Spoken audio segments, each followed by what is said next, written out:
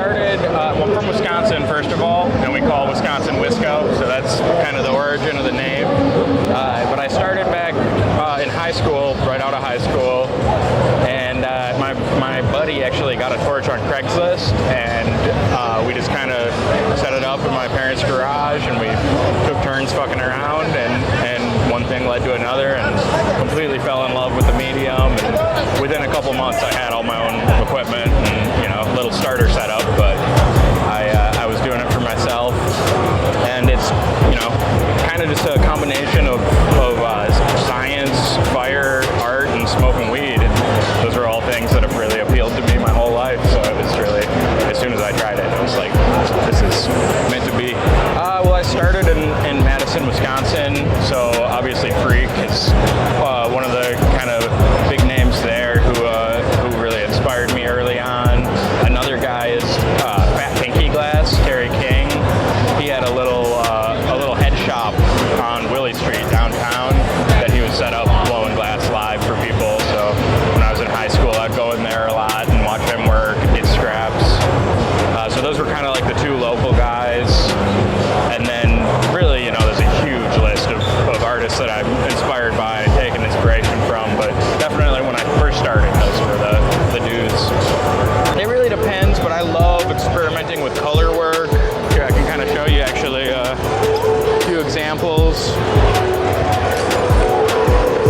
So this is like a cold cut chaos kind of style. I call it shuffle tech, but it's basically I take a bunch of different tubes and I cut them up into little rings. Then I reattach them, and then I keep manipulating, and I'll flip the axis a few times before the product is finished. So this is just one stop along the way, if you will. Do I have more? This is another pattern that I've been experimenting with a lot lately. But really just kind of playing with color and seeing what kind of the most psychedelic and trippiest effect that I can get with color. It's really something I like to explore a lot. They probably it was probably about like 5 or 6 years into blowing glass that I really started to kind of find my voice and was able to start to conceptualize an idea and bring it from concept to finished product. But I mean, I'm still every day growing as an artist and trying to push myself. You could call it a love and hate trend, but I'll say like every time a new digital electronic rig comes out, it's not my favorite way to consume. And I'm torn by the longevity of it, you know, like Puffco, for example. They make a quality product, but it's always funny when you're talking about making like a piece of glass art. One of the things I love about glass is it's timeless. You know, if you take care of a piece, it'll last forever. And so when you need an electronic piece that's attached to like a brand that, you know, eventually may or may not exist or may not change their product, it always feels funny to make glass for a product that, you know, it's reliant on. Not to say that I don't do it though, you know. But yeah, love-hate relationship with the trends. Oh, it's hard to pick any one piece, but I think my favorite type of Heady to make is I make a lot of ray guns. I'm really inspired by science fiction, and I think that's like my favorite genre to explore. And actually, before I settled in Colorado, I did a 50-state tour where I made glass in every state, and I did a ton of collaborations during that time.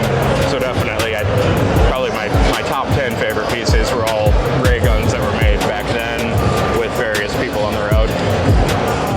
I'm just excited to see where it goes. Like, I'm along for the ride wherever it goes, but I think as more and more states legalize, more and more people get comfortable with the idea of owning a centerpiece that's a bong that, you know, at one point couldn't even say the word, and it'd be the idea of, you know, I'm from Wisconsin, so the idea of collecting Heady glass back in the day, there was always the kind of nerve-wracking element of, oh, if anything happens, you know, for whatever unrelated reason, like if you know, police end up in my house, I can't have this as my art piece. But now that stigma is no longer attached to it, I think we'll get more and more people that are willing to really invest money in kind of centerpieces for their collections. You can find me on the Wisco Wisco kit glass.